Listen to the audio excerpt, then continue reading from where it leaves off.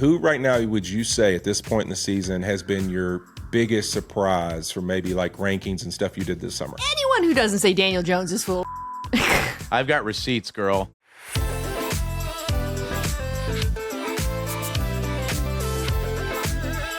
Welcome to Fitz and Whit, or as Deion Dawkins calls it, the Fitzy and Witsy Show.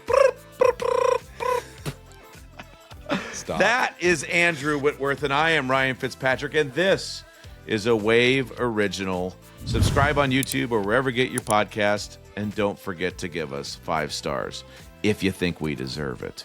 Follow the show on social media at Fitz and Whit. That's Fitz, A-N-D, Whit. New episodes every Wednesday.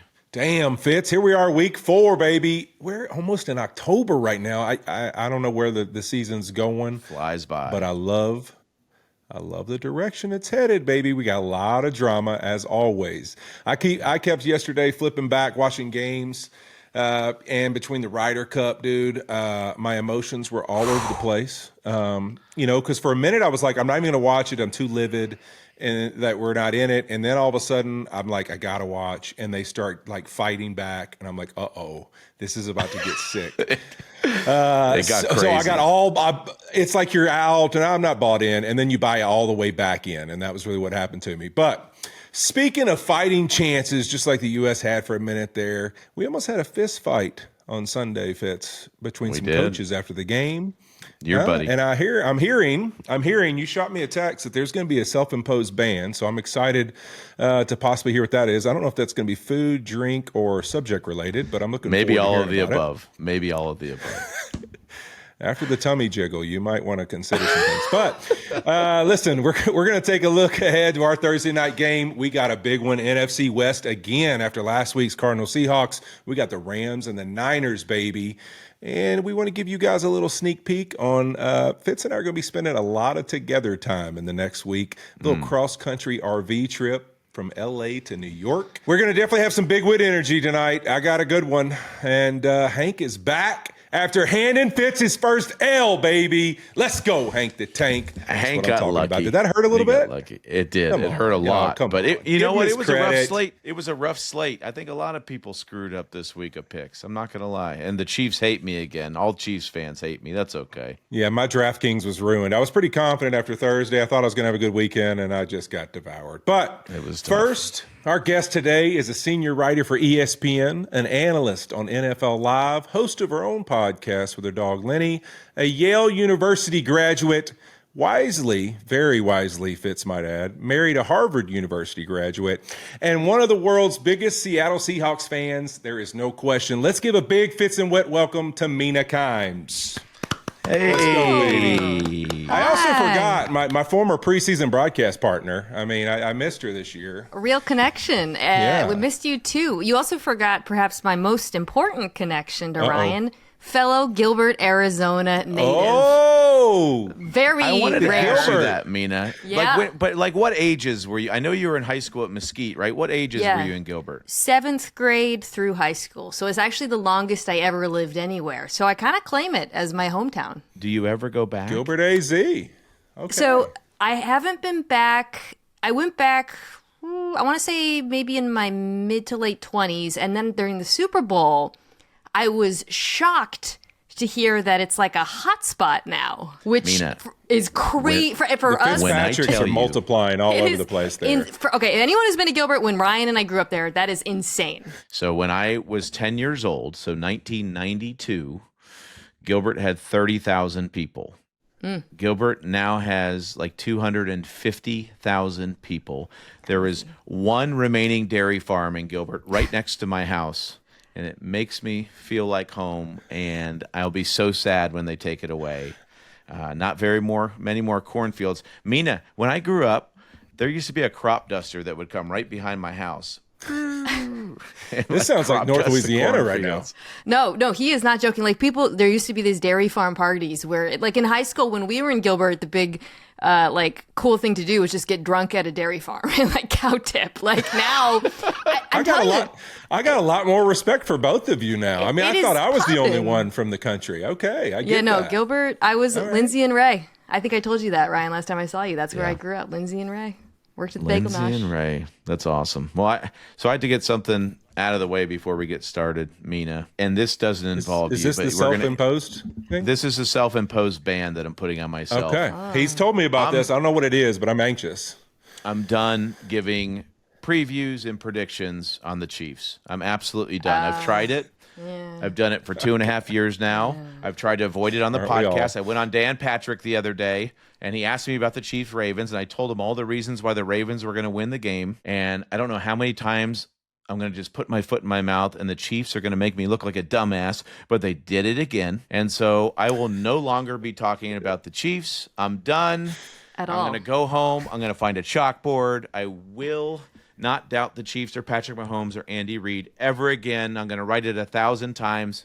I'm out. In your defense, you did not anticipate the entire Ravens defense getting hurt during the game. Okay, so I saw some Chiefs fans, Andrew, I don't know if this ever happens to you, but they dunked on me and some of my NFL Live colleagues because we picked the Ravens. We didn't all pick the Ravens. But I'm like, okay, cool. Where were y'all when we picked the Chiefs in literally every other game this season and you lost those games? Where were the social posts for us having false belief in you? It's only when you're wrong. That's all I have to say. It is true. It's always, every time you're watching one of these shows and you see everybody pick one team, you already know what's coming. When they lose, everybody's coming after you. And it's just like, okay, cool. But you know all the times we picked you. Fitz and I did this last year with the Chiefs all the way down the stretch. It was like every week we're like, hey, you know what, they're not winning this one. I think they don't have enough offense production, like to get past this team. Vibes and you just are keep bad. looking like an idiot. Yeah, the vibes are bad. Travis and them are fighting. Like the whole time. We rode the whole train to looking like idiots. And that's why I also picked against them in the Super Bowl. And finally I was made right, even though I thought I had become good luck for them, is what I'd really convinced myself, is that if I just keep going against them, I'm actually a lucky charm. But no, that did not play out that way. So, Mina, why don't you tell us? Give us some predictions on the Chiefs. Yeah, you give us Where are they headed? give us some Chiefs takes, because we suck at it. I mean, I always thought they'd still be a playoff team. I think I didn't watch them against the Ravens feel like, wow, everything's fixed. I really think a lot of that had to do with the Ravens' entire defense. Right. And the Ravens have been all out of sorts for a litany of reasons. But I do think getting Worthy back helps. And then, Rashee Rice coming back in like 3 weeks or something at this point. It just kind of feels like all the receivers are going to slot back into the roles they should be playing, right? Like, oh, cool, we have Worthy back. He's an answer versus man coverage. We can get him not just on the deep stuff, but the outs. And then suddenly Rashee Rice is back in the mix, and we can use him versus zone. And it's like, okay, they'll look like the Chiefs again. They're not dominant, right? Nobody actually thinks that. But here's my question for you. If with Rashee Rice back, I know you just said Ryan's not allowed to answer this question. You're I'll asking answer Whitney it. this I got you, question. Mina. I got you. I'll answer it. Don't worry, I got you. When Rice is back and they're at full power, you would still have the Bills above them, correct? I would, without question. I've been pretty adamant about the Bills this year. Tony Gonzalez keeps trying to convince us that too. He keeps saying once all the guys are back, all the explosive stuff they can do in offense is going to be there. It's going to be better, than last year, and they're going to get back to scoring a lot of points. I still have some concerns defensively too, of just in general them creating pressure without having to bring pressures. Like they just have. I mean, there's some things this defense is a little different than years past. They've got a couple spots where you can attack them. It's not like the years past where you're like, oh, they can have these lulls and the defense is going to carry them through it. So I think there's going to be some more challenging games ahead. And I'm like you. I want to see them play somebody that's got their full arsenal and play this well in that kind of game. Not when they're playing a team like the Ravens, who literally at every turn they're just dropping their heads because somebody else is falling out of the game, and you start to lose that will in the match. But I do want to see them play good in big moments and see if that Chiefs group is going to come back to that this season at some point. But what about Baltimore on the other side? I mean, where do you see? Obviously, we're all worried about them because of the injuries, but this is a tough window to have the injuries, I think, too, with Rams coming up, the Texans who finally just had a productive game and seem like a team that's desperate as well. Where do you see Baltimore? I mean, defensively, I think losing Madubuike for the entire season is just so brutal. Because it's no one else is walking through that. This already was a really schemed up pass rush, you guys know, and like there's no other answers on the roster, really. I mean, Van Noy will be back. We'll see if Mike Green takes a step. It kind of feels like they have to make a trade at a defensive tackle. Maybe one of the New York teams, or I don't know if Jeff Simmons might be available. That would be something I'd go to. They'll get healthier in the secondary. They'll get healthier at linebacker. But, yeah, they also just look like so fundamentally unsound. You see busted coverages all over the place. They're still trying stuff. It's not working the way it used to. And then offensively, You guys, they can't run the football. Nope. Isn't that weird? Like They could week Baltimore one. Ravens. Week one, They did it in Okay. week one. Can I It's the throw Bills. something out for you? How much do you think they miss Patrick Ricard in the run game? I knew that was kind of Andrew Bate, but you tell know me that. about it. Speak on it. Well, yeah, I mean, I think to me, when you really think about who they are, I always compare them to like a freight train. It's like when they get going, it feels like in games, physically, with all the things they can do between the tight end groupings, putting Patrick Ricard on the field, it's like you kind of get overwhelmed with their ability to overpower you and then do all the things they can do to spread you out, and Lamar starts making special plays. And it's like that to me always feels like you get on a field, and I think of some of these Buffalo games at the beginning, it's like you want to come out and have this great start, and then they're on fire, and it's like you have no chance to match all these groupings and hold up against them. And a guy like him just brings that presence to who they are just a little bit more.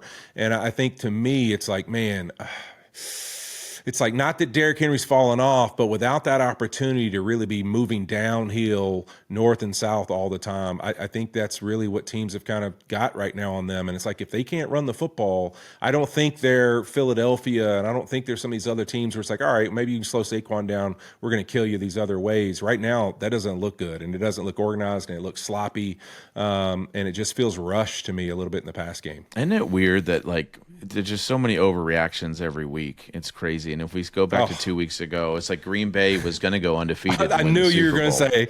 And it's like every week, it's like, oh my God. I mean, after week one, it was like Derrick Henry is going to rush for 3,000 yards this year. Yeah. Yep. And now we're sitting there going, gosh, has he lost a step? Is he slowing down? He's fumbled 3 times.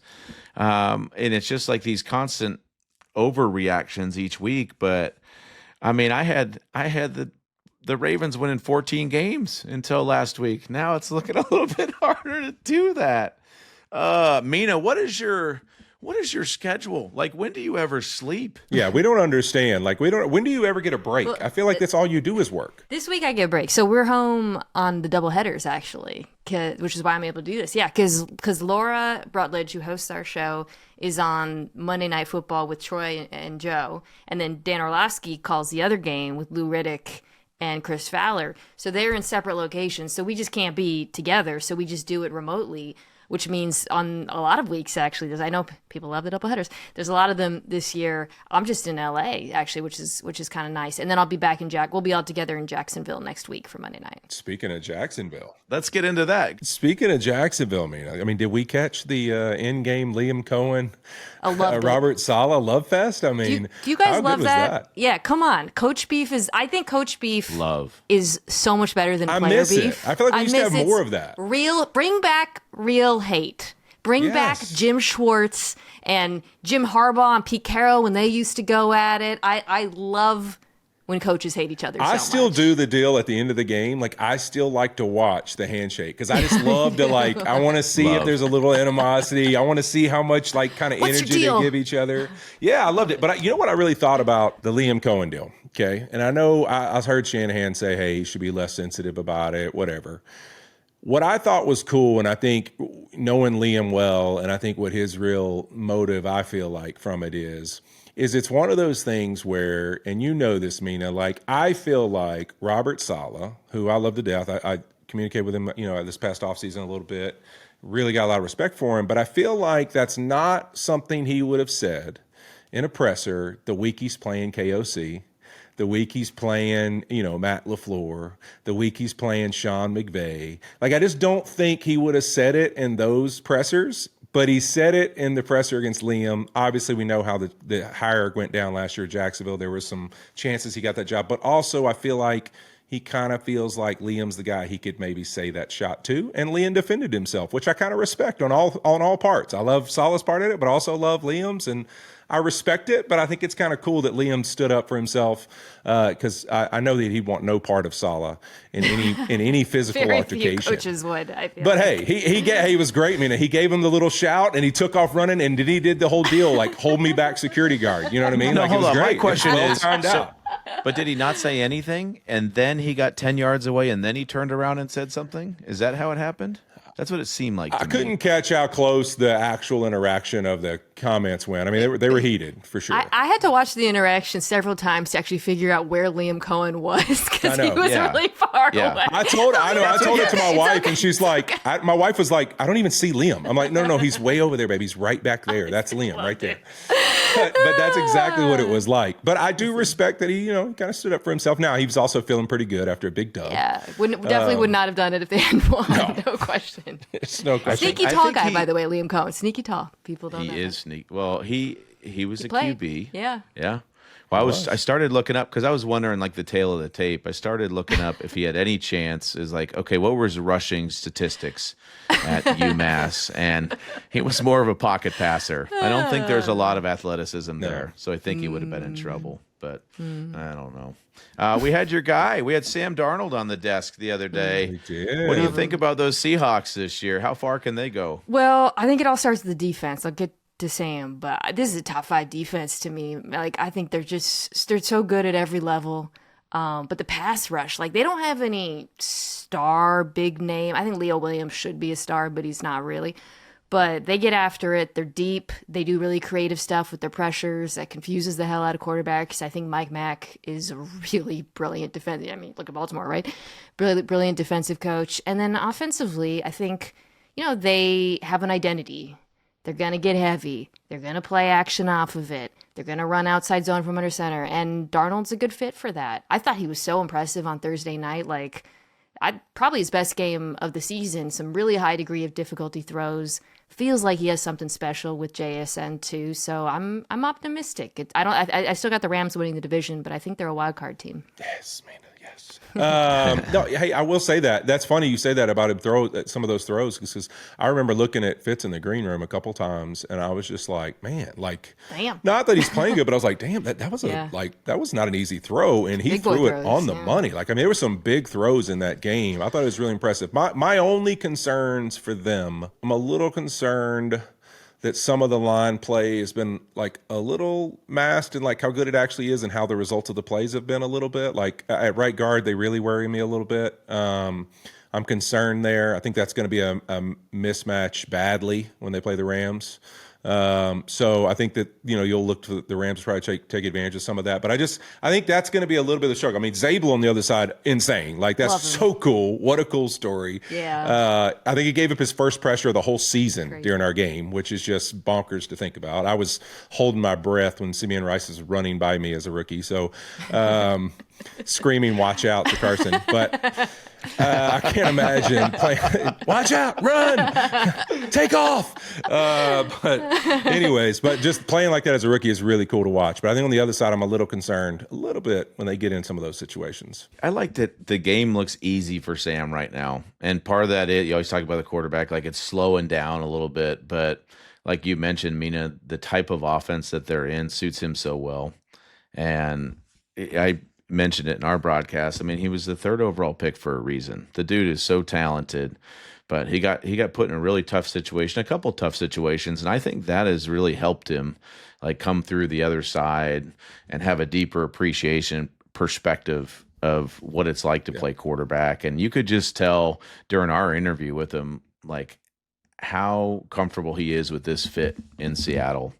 And I think the fan base has really embraced him. They asked me the question. I'm curious to hear from you, and I kind of deflected it a little bit. But do you think Sam is an upgrade from Geno? Well, it certainly looks like it through 4 weeks, but because Geno, I don't think has played to his ability at all. Now, I think a lot of that has to do with the Raiders' offensive line, which has been really rough to watch. Yeah, and I feel like though, and you Brian, you know this so well too. Like as a quarterback, it just kind of compounds, and then you start pressing, and then you're making bad decisions. And he's such an aggressive thrower of the football. But in the past, and not everybody agrees with me on this, I felt like the accuracy downfield outweighed some of the maybe too much dip on your chip decision making, and now it kind of feels like that's shifted a little bit, but I still think he'll figure it out. I do think, however, for the system, for the fit, for what they want to do offensively, you are seeing that Darnold was a good choice. And I think as far as like this offseason goes, I mean, obviously Daniel Jones is doing what he's doing, but it seems like they made the best possible choice for them. I know that sounds like kind of a political answer, but I think it's working out for them, not necessarily because he's like so much better, if that makes sense. My answer was the combination of Kubiak and Darnold is better than the combination of Grubb and Geno. So that's how I answered it without. Well, look, I mean, we're talking about we feel the same bunch way. of former Jets quarterbacks, man. You know, I mean, it was teammates. I know. I want them all to have Sam, success. I love these second act stories in the NFL. There's just I root for all of them. Baker, you want them all to succeed. There is no doubt about that. I think that's some of the coolest parts. I mean, you brought up Daniel Jones, Baker, Sam, Geno, all these guys really that have these opportunities. It's like, to me, that's the part, like, as a fan, like, forget having played the game.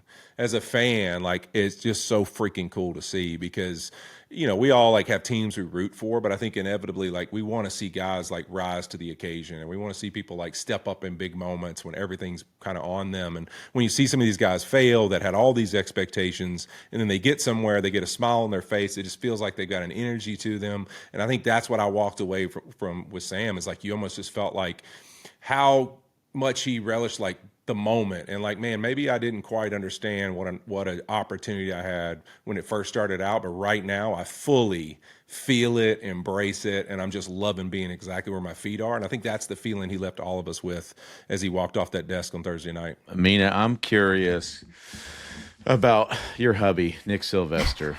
So I've been trying to do my research a little bit. I've been talking to our mutual friend James Harvey, who was also in the Harvard Lampoon. James.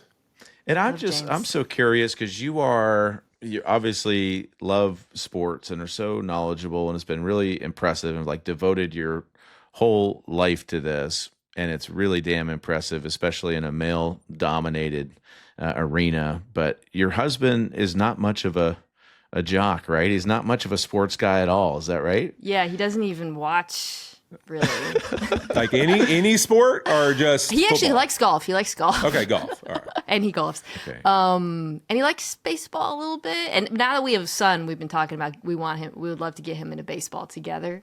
And I'm a huge Mariners fan. But yeah, no, he don't watch football. But so he's into music, is that right? He's a music producer. That's what he does for a living. Yeah.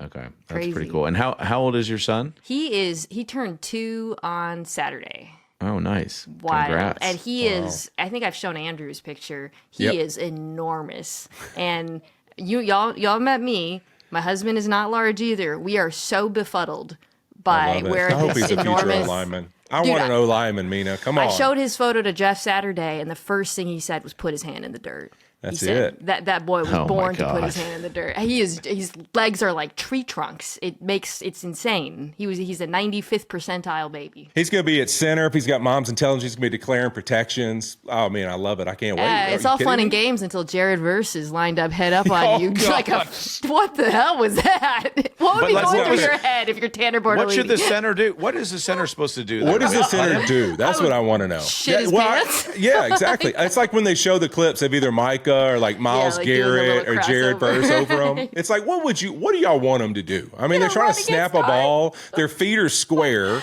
so they have nothing they can absolutely do out of their stance. They're completely screwed. They're sitting there thinking, God, I hope this ball gets out fast. Well, no, what Really I would have fast. done, Like a blocking what I would have slide. done is not snapped it. I just wouldn't have snapped it, and then False then start. everybody else Oh, false shoot. start on somebody else. Everybody with the center. Yeah. That was so funny, man. I felt so bad. Tanner Bortolini, he's actually played pretty well this year. I felt so bad No, for that him. was an impossible situation. So I do want to get back into that. Just the male dominated media space and how you found yourself in it and how you've been able to thrive. I know that it's fun to watch, and I feel like if I knew you, a family member or a friend, like I would be so proud of you and your accomplishments. But how has that been for you, and where do you see yourself taking this thing? Man, I just can't believe it's a job that I get to do. I pinch myself every day. It's like crazy, right? And certainly a lot of people on the internet think it's crazy too that I do it now. But no, it's just like it was my hobby, it was my passion. Now it's my job, and it's get talk to folks like y'all. And I think that is what I would just emphasize. I just have such amazing teammates. People always ask us if it's hard, and I was like, no, not with the teammates that I have. Whether it's people like Andrew and Andrew with the Rams, or my squad on NFL Live, who are just the best teammates. We've been together 6 years now, which is really unusual. You guys now have been together a few years on your show, and you know how much it helps to have that like experience. Okay, we've been doing this now for a while. We know each other's rhythms. We know when to pass the ball and that kind of thing. But they are like my biggest supporters on earth.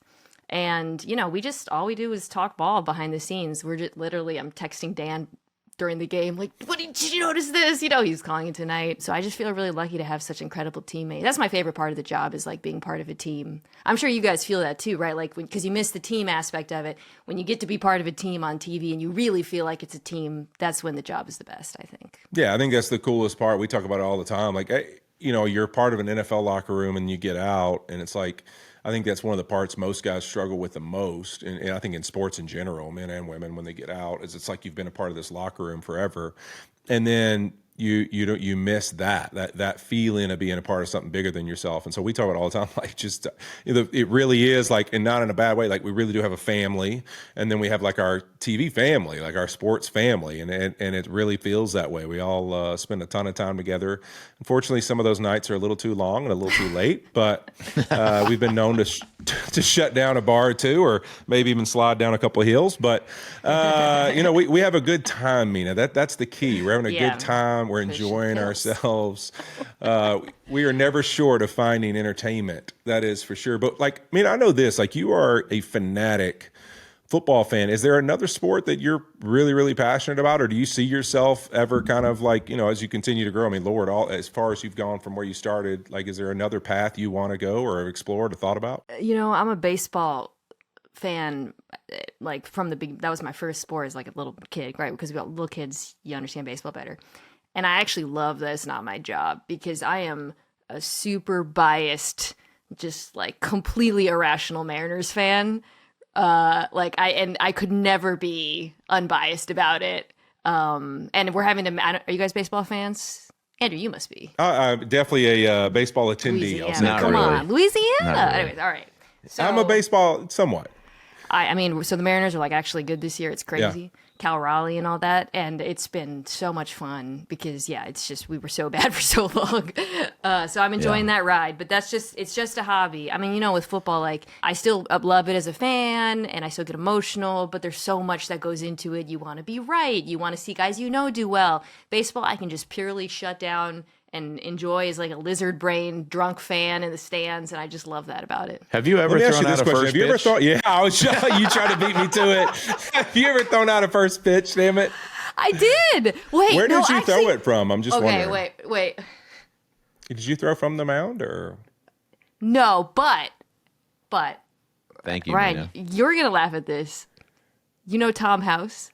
Oh yeah. Yeah. I got him to help me. Oh, no. You got some work. You did. Oh, you went and got work. Look at her. She's such a perfectionist. It's not that I wanted to be like amazing, but I just didn't want to like 50 cent it. Yeah, I just didn't want to look at it. I didn't want to. Where did you throw it? Seattle, Mariners. Yeah. Okay. So I sent him some videos. What did he tell you? He fixed me. So I was throwing it, and it was kind of like all over the place. And he was like, the problem is the inside of your ankle is not pointed at the beginning. He literally critiqued this video. I said, I've sat through one of his presentations. So when you said that, I was like, oh my God, I've heard him give this talk. He also is, okay, I should give context for those who don't know. This guy's like a former baseball player, quarterback coach extraordinaire. Yep. Anyways, he was so lovely. He's like the nicest man on earth. And so he taught me how to throw straight. Keep your head still. Your head shouldn't move. And he helped me find the exact right spot to throw from. So I go out to the park. I like count my steps to walk up. So I'm right in front of the mound, but I got it exactly right. And I threw it, and it was the world's slowest first pitch. But God damn it, it was a strike. And it was right on the money. Can you tell me why didn't you throw it from the mound? Like, why didn't you throw it from the rubber? Because then it would have not been a strike. It would have been horrible. Oh. Yeah, now, Mina, I threw the first pitch out for the Diamondbacks last week, Wednesday before our Thursday night game. They told me not to go on the mound, Mina. And they told me not. They said we don't. We don't believe in Mina. That's the thing. Let's also say. Let me also tell you this: there were 3 first pitches, so I was just one of 3 people to do it, and was not the last. But they said the grounds crew would appreciate it if I didn't go onto the mound. And so the amount of the shit wording, I the got, wording has already changed. The wording has changed. First it was I can't get on the mound. Now it is they would appreciate if I don't go get on the mound. Okay. All right. So okay. Feels like an excuse. So you didn't throw it from the mound. So we're basically the same, you and I. We're basically right. the same. Well Yeah, done. your pitch was probably better than mine. Do you ever go to the Harvard Yale game? Fun fact, I've never actually gone. For reasons I cannot disclose in a public format, I never made it inside in college. Those were long mornings, as you know. And, our team, I'm not even here. I'm not here to talk shit. We were not good when I was in college, man. Like, You are now.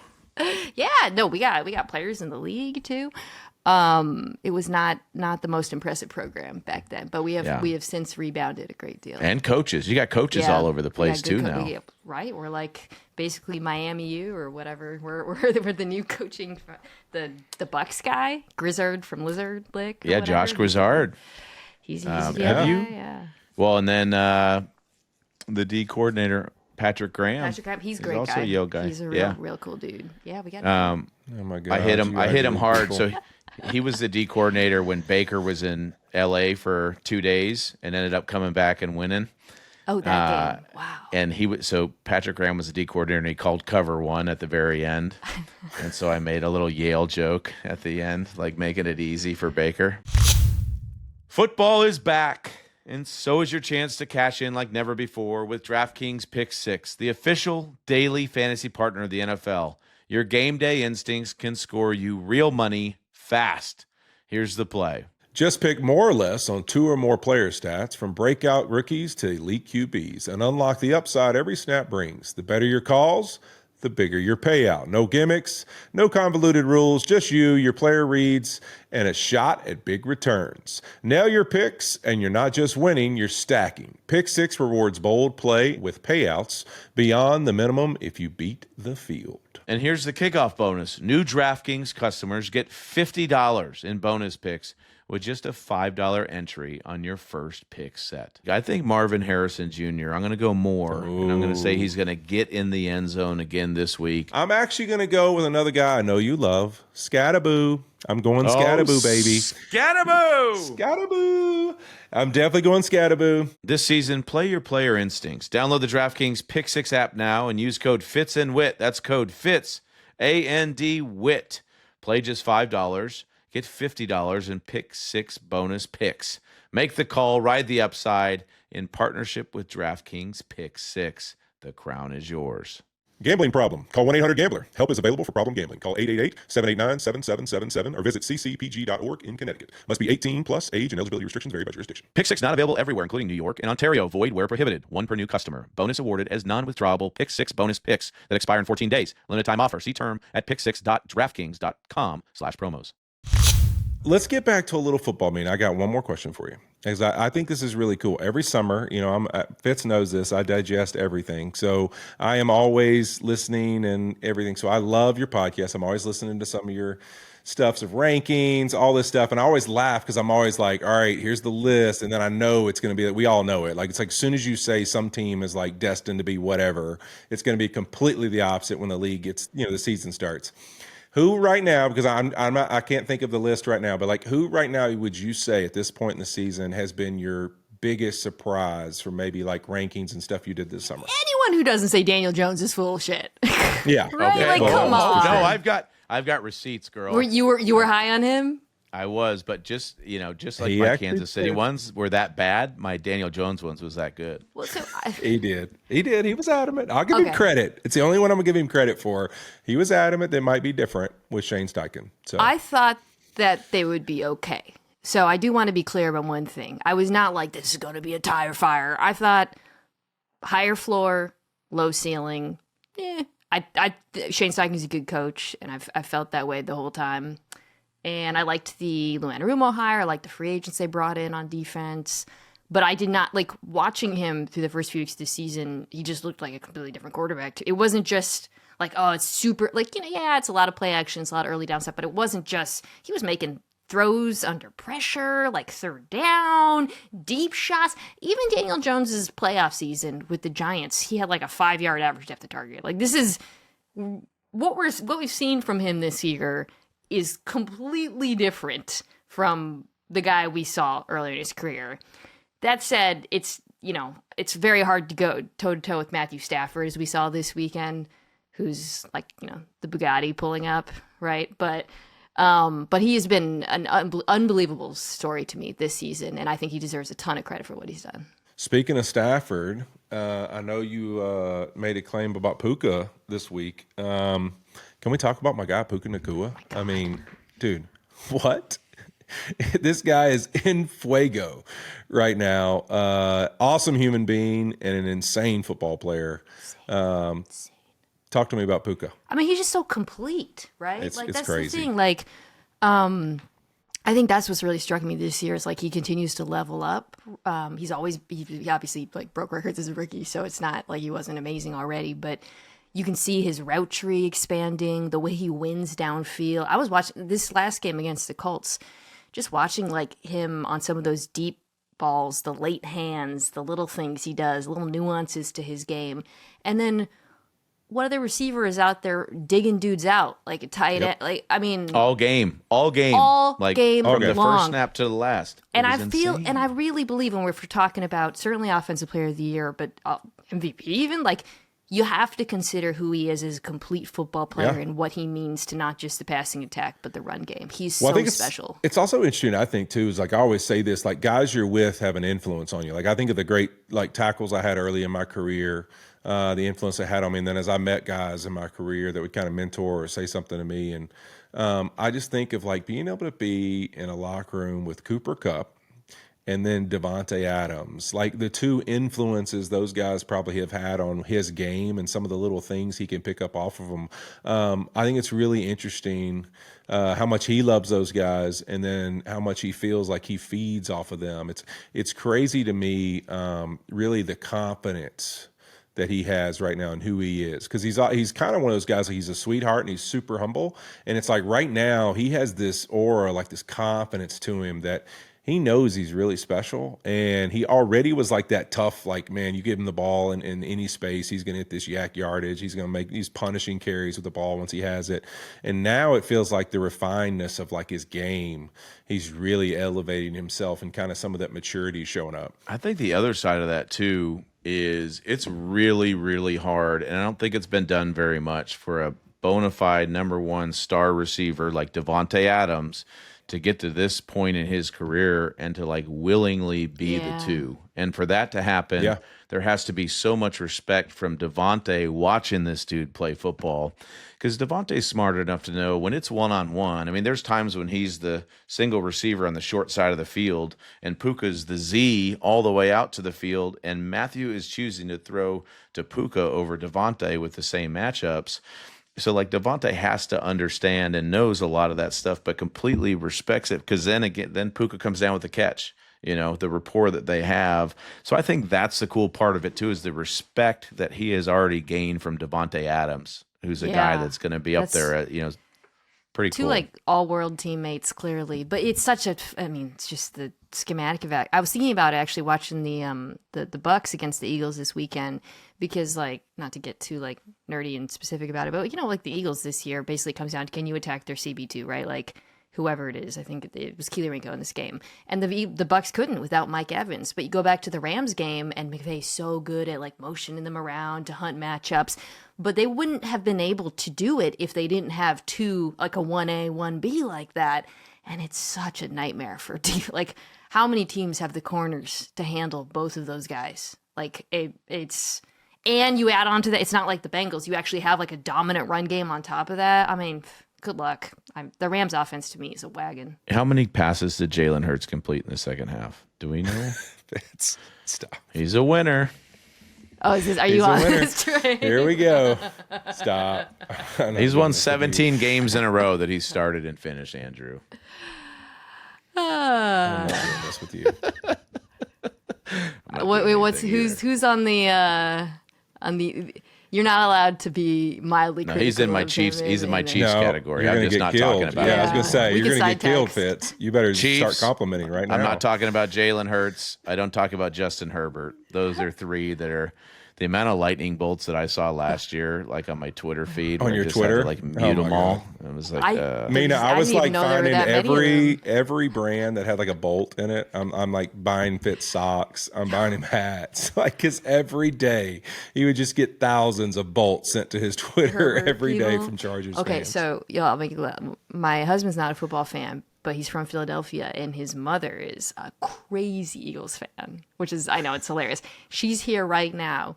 She walks in the door. First thing she says after fire Kevin Patullo, "What's up with AJ Brown? Why is he such a crybaby?" oh my God.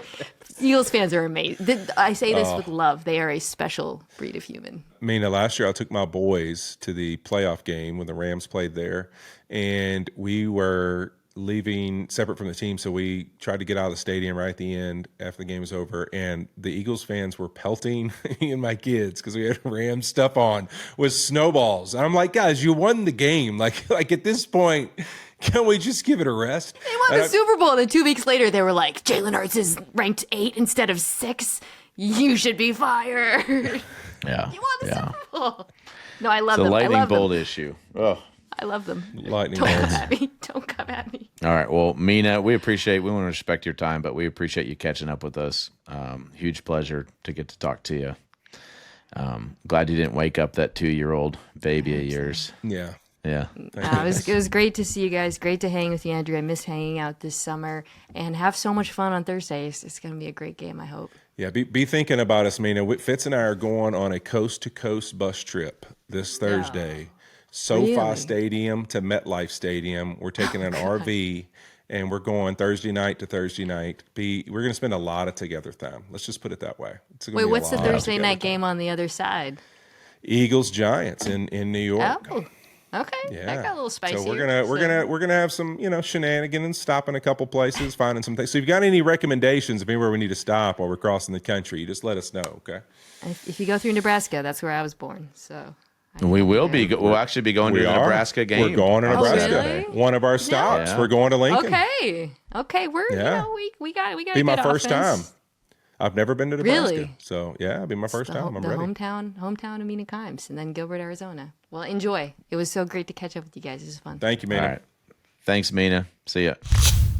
This next segment is presented by DraftKings. The crown is yours. Okay, Beardos, another week of NFL action means another week to win big. We're moving on to week 5, Fitz. We're going to each pick our top 3 locks for players in week 3's games on DraftKings. Let's go. I actually feel really good about this week. So I've got James Cook with more. I think that Shocker. one is going to be a good one. Well, I'm just saying. I mean, they score 4 touchdowns a game, so somebody's got to score. Well, he's also rushed for a touchdown in 8 straight games. So I'm also going to go Tyler Warren. I think this is going to be on more for touchdowns. This one becomes interesting because he's so physical, such a big target in the passing game, but now playing a little wildcat, handing the ball off to him, quarterback sneaks, whatever it takes. They're trying to get this guy in the end zone, so it's cool to watch him. And the last one was a guy that we had last week, and a guy that you just want to root for. He was a sweetheart of a dude. You know, he's had some confidence issues and some drops, but he got in the end zone last week. I think Marvin Harrison Jr., I'm going to go more, and I'm going to say he's going to get in the end zone again this week. Marv, we're rooting for you, baby. We want to see you get in that end zone. I'm going to take somebody from last week, too. I'm going Jackson Smith and Jigba. I think Jackson Smith gets in. I think he's due for a touchdown. We need to see a little more out of that Seattle offense this week, so I think he gets in. I'm actually going to go with another guy I know you love, Scattaboo. I'm going Scattaboo, baby. Scattaboo! Scattaboo. I'm definitely going Scattaboo. And then I think this guy needs his touchdown back because of a holding call against the Rams. Jonathan Taylor's due, baby. He is dominant this season and looks really good. He's back to being in one of the top running backs in the NFL after a couple of injury-filled seasons. So I got Jonathan Taylor getting in the pay dirt, baby. Touchdown. He was so fast on that run. Oh, my gosh. Elite speed. So, all right, we got the Colts scoring some points this weekend. I like it. This season, play your player instincts. Download the DraftKings Pick 6 app now and use code Fitz and Wit. That's code Fitz, A-N-D, Wit. Play just $5. Get $50 in Pick 6 bonus picks. Make the call, ride the upside in partnership with DraftKings Pick 6. The crown is yours. Gambling problem? Call 1-800-GAMBLER. Help is available for problem gambling. Call 888-789-7777 or visit ccpg.org in Connecticut. Must be 18 plus. Age and eligibility restrictions vary by jurisdiction. Pick 6 not available everywhere, including New York and Ontario. Void where prohibited. One per new customer. Bonus awarded as non-withdrawable Pick 6 bonus picks that expire in 14 days. Limited time offer. See term at pick6.draftkings.com/promos. So, Whit, yeah, I know you've worked with her a little bit doing the Rams preseason stuff, and obviously watching her on TV and how hard she works at it. I knew she was smart, but I come away from that thing, holy crap. You're talking about somebody that cares. Oh, she knows football and she cares about it, man. That was really cool to have her on. Yeah, she's a fanatic for sports, man. Her passion, and she gets into it. I enjoy listening to her talk about some of that stuff, and I loved her sharing that baseball is the one where she just has a beer and screams at everybody and hates everything, and there's no I'm going to be a fair journalist in her baseball watching. It is Seattle and nobody else. I thought that was really cool for her to share. It just shows you that she is a sports fanatic. Like, whatever it is, that's truly who she is. Yeah, and I knew you were going to ask the question of the mound, so I beat you to it. I know. You tried to beat me to it. I mean, come on. That's all good. Well, check out my shirt right now. It says, "Oh, forced family fun." Yeah. Is that what it says? Yeah. It's forced family fun. We're at Disney right now, baby. Disney, let's go. Yeah, we're gonna get a couple days in before Thursday Night Football, which will be fun. But I've had a whirlwind. When I saw you in Arizona, then we parted our separate ways. I made my way out to New York for the Ryder Cup. I saw Train in a private concert, Pat Monahan up there. Okay. The dude could still sing. Drops of Jupiter, give it to me. Give it, baby. Ryder Cup was crazy. The couple things that I learned. Well, first of all, have you ever been to a Ryder Cup or no? I have not. I bought the sweatshirt just because I thought we'd be celebrating victory, but we're not. So we got to go to, maybe in 2 years we'll go to the one in Ireland. But I learned a lot of things. The stands were incredible. I was there on Saturday morning for the first tee, and then you see, the four foursomes tee off. So you were the chanter. So they were practicing chants before they teed off, hours before they teed off. Okay. And what I learned was we're horrible in the United States at chanting. Like, our chant is USA. That's it. That's the only one we can do. Yeah. They were trying to "We Will Rock You," Scotty, Scheffler, and everybody started booing the lady that was trying to lead the chant. Then she was trying to do like a DeChambeau, and everybody was booing that one. Nobody wanted to do it, and I think part of the problem too is like ticket prices are pretty expensive. So I don't think the people that are in there are the ones that want to be chanting and yelling the whole time. But it's wild. It was a wild scene. I was out of there before Sunday, so I didn't see when it got real ugly. But it's a cool event. There's so much passion in the stands, whether it's from the Europeans or the Americans. There's a lot of passion going on, and it was a lot of fun. So we'll have to do that sometime down the road. I'm in. I got to do it next time. And then the big thing for us, I mean, we got to finish off this week strong, but that RV trip coming up. Come on, it's coming, Fitz. I mean, listen, I need to tell you. I think it's going to be great. So tell Katie I need. Is this a disclosure statement? I mean, what do you got here? Okay, yeah. No, I'm just going over my snack list. Is anybody? We might need to have the listeners send us some stuff. Like, is there if you're a road tripper, please send us like, hey, here's some things you need on the bus. We're going to try and get this thing packed up. You know what? The snacks are a must. Getting the snacks right is a must. Also drinks. I'm a little concerned about that too. I need you to keep me honest on the exercise throughout the week too.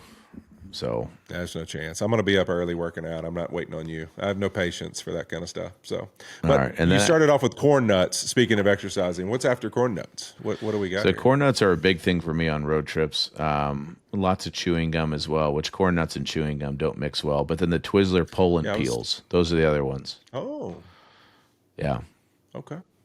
I was just and going to coffee. go with some mountain spring water, and coffee. Yeah, bullshit. That'd be about it. Yeah. All right. Trying fast. You're gonna make me eat bad at all the places we stop, so I I'm gotta save curious. calories. I want to know about your Big Wit Energy pick of the week here. I have no idea who it's going to be this week. Oh man, I got a special one. This is a special one. You're gonna argue again because last week you tried to say I couldn't do D lineman, but this week I'm staying with O lineman, but I'm getting out of the NFL. Do you know who it is? No. Caden Proctor. He's the tackle for the Alabama Crimson Tide. He's 6'7", 365 pounds. Fitz, they put him out wide and threw him a release screen. The Georgia guy. Yes. Yeah. Yes. They threw him a release screen. It was epic. They threw him a screen. I mean, listen, if you're an O-lineman and they throw you a screen pass, I mean, are you kidding me? Like, you have to have Big Wit energy to catch a screen pass. Although Big Wit did turn down his opportunity to catch one, which is another story. But didn't you with Hugh? Hugh would put you guys So out I used there, to split he? out wide with Hugh. This is a real story. Yeah. He would split me out wide, and we would do all these screens out there. He wouldn't throw it to me, but I would be one of the receivers out there blocking on the screens. So one week, I think we're playing Cleveland, and they weren't very good, so we kind of knew we were going to have a pretty good game against them. And he's like, "Hey, Whit, like, I've seen you throw with the quarterbacks." He's like, "I want to throw you this ball, and I want you to throw it back across the field to one of the receivers." And he's like, "I know you can easily make this throw." And I'm like, "Hugh, I won't do it." And he's like, No. We're going to throw it to you. You're going to just take it and just heave it. I don't care. Just launch it." And I'm like, "I'm not doing it." And so he took it out because I was too scared to do it. So I have to admit, I didn't always have Big Wit energy. I was a little scared to throw the football in an NFL game. So I did not do it, and we did not call it. But to see the big fella get out there and catch a screen pass and then blow some people up and get a first down, it was epic, dude. It was epic. First off, the announcer's like, "Wait, Caden Proctor's like split out wide." And then they just throw it down the line to him. I'm like, this is no way this was meant to happen, but it happened. They called it, and I think it's awesome. Big Wit energy. He looked like Caden he Proctor. belonged. He looked like he belonged. That's a big monster. He was trucking people. It reminded me of watching Terrell Suggs in high school play tailback is what it reminded me of. The poor little guys trying to tackle him. There ain't many humans on earth that ever been built like T-Sizzle. The one other quick memory that I wanted to bring up, me and you were part of, after we had this 40-40 tie with Dallas and Green Bay, we were part of the infamous Donovan McNabb. I didn't know you could tie a game in the NFL. We were on the other side of that one, 13-13. Yeah, I mean, what was that, 17 years ago or something? Here we are 17, 18 years ago, and guys still don't know you can tie. George Pickens, he's like, "Man, I'm ready to keep going." I think if I played one with the Bengals with Kelvin Benjamin, he didn't know that we could tie. I've been in 2 ties against the Panthers, against the Eagles with you, and now here we are. We have another tie, and again, nobody knows that it can end in a tie. The rules, it's all confusing. Why it's only 10 minutes still, but you can now both have possessions, and it's not 15 minutes. I'm confused. I don't understand. But it ended in a tie, and we still don't know that you can do it. We're going to figure it out eventually. I wanted to tell George Pickens, I just kind of want to tell all other players that we love transparency, but sometimes it's okay not to tell the truth. Yeah. And what that made me think of, hold it in. I had to tell Brady when he was 7 years old that it was okay to lie. And the circumstance was we were in Nashville. We were moving out of Nashville. Liza was running some errands like right inside the neighborhood, bringing some stuff to neighbor's house or something. And Brady was in the front seat of the car, and she got pulled over. And the cop came up to the car, and as he was coming up, Liza was like, "Brady, you look at me right now. You are going to tell this cop that you are 11 years old, okay? 11 years old." And he's kind of got tears in his eyes, and he looks at her, and he was like, "Mom, I'm going to tell him I'm 14. And it was like, hell yeah, son. That's only one of the few occasions that you can lie as a 7-year-old. But that's what it made me think of. We don't need to be transparent in everything, George Pickens. Don't admit that if you didn't know it, because it looks bad don't for admit your that. coach. I agree. And I'm going to need you in this RV bus now on Saturday. You're going to have to keep me busy. Saturday's homecoming. So Saturday night is homecoming dance. It's the real deal. Freshman daughter going to homecoming. I just, I don't know what I'm going to do. But we're going to have to watch a movie, something. You're going to have to keep me distracted. I got something for you. Don't worry. I'm going to be checking every 5 minutes. The other thing we got to do is on the road, I think we got to find a good beard of the week. because I was cruising at the Ryder Cup trying to find some. There were a few guys for sure, but I didn't really think that there was anything worthy this week. I don't know how your week went. Oh, I found one, Fitz. You ain't gonna believe how Where? I found it though. Where? I get up 5 a.m. I'm trying to get home to get my workout in Friday from our game, and I'm in the airport in Phoenix. And I'm going to literally, we are about to board the plane, and I look to my right, and I see this big, beautiful beard, and I'm actually talking to our producer Spoon, and Spoon's like mid sentence, and I go, wait, I've got to grab this guy, and I run over there, and the best part is it's 5:45 in the morning. I mean, this guy's like, what is this big human running at me to ask me? And I'm like, hey, bro, listen, I know it's like before 6 a.m. and this should not be allowed. Can I take a picture with you? I promise I'm not a psychopath. We just like to take pictures of people who have great beards. And he's like, sure. And he literally he pulls his hand up, and I realize my boy is sipping a whiskey neat, getting ready to get on the 6 a.m. flight. Matt was having a great time, damn it. And so he's sipping his whiskey neat. We take a picture, and he goes, wait, are you Andrew Whitworth? And I go, yeah. He goes, well, shit, let me get my phone out. Grabs his phone. He takes a picture of us. It was great. 5:45, just grabbing selfies in the airport. My boy Matt, beard was gorgeous. He's got to be proud of that thing. I'm looking at it in the chat right now. I like his shirt, too. He just seems to have a vibe about him. This dude had an aura to him. Like he was having nothing but a good time. All right, Matt, you did it. You're the beard of the week. Congratulations, man. We will see all the beardos on the road. Catch us somewhere in between L.A. and New York, and hopefully you can also win with your buddy Matt. All right, what else we got? We got freaking Hank, man. Hank finally took me down. That's why he's feeling confident. That's how you know it was a weird week of games, though. It was kind of a weird week, but I'm at 12-3-1, and Hank's at 10-5-1, so I still have a nice, comfortable 2-game lead. He's right there on your heels. He's on your heel. Hey, you better get it right. You better get it right this week. Trust me, Hank's ready. He feels confident.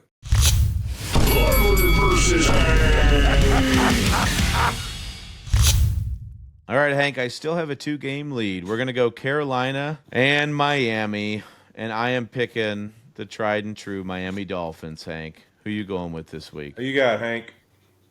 Ooh, he went Carolina. Oh, he did that quick, confident. too. He must know somebody about Bryce Young. I don't know. All right, Titans at Cardinals is going to be the next one. Hank, we got the Titans at the Cardinals here. Again, I played for one of these squads. I wore number 4. I'm going with the Titans. Ooh, you're going Titans. You went Cardinals quick. Quick. Oh. He's decisive. This might be moving week for tonight. Hank here. This might be moving week. All right, next game, Bucs at Seattle. You're going to notice a theme here, Hank. Yes, I played for one of these teams again. I'm going with Tampa Bay rebounding this week after a tough loss to the Eagles. Who you got? Whoa, He loves Baker. Oh, he's going Bucs. He's not picking against Baker. He loves Baker. You think Hank's going to go against Baker? Come on. Yeah, no chance. Hank knows better. This is a tough one for me, Hank. Lions at the Bengals. Can I possibly go against the Bengals, Whit? Can I do it? I mean, it's been atrocious. I got to go Lions. I'm saving face here. I'm bucking the trend of picking my teams. Don't cheat here. Don't make them. There's only a treat behind the Lions one. Is that right? No, we got treats behind her both. All right, Thank you. just make it. Just All right, make Hank, sure. pick your pick. Oh, he went Lions. Jesus.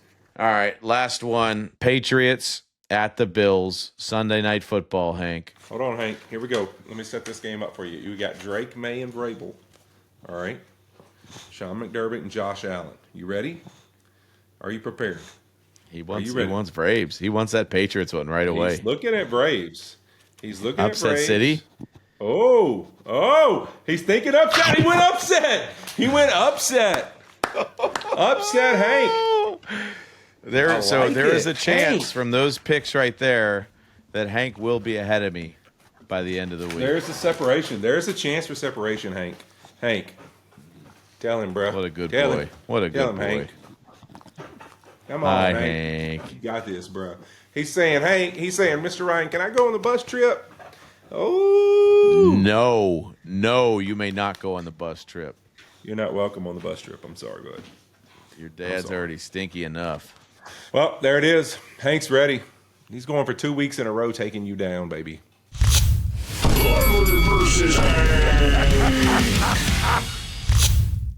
All right, that's it for us. We'll be back next Wednesday with all the biggest news from week 4, and we're going to keep responding to your comments and picking a fan beard of the week. So send in your beard pics and follow the show on all social media at Fitz and Whit with the A-N-D spelled out.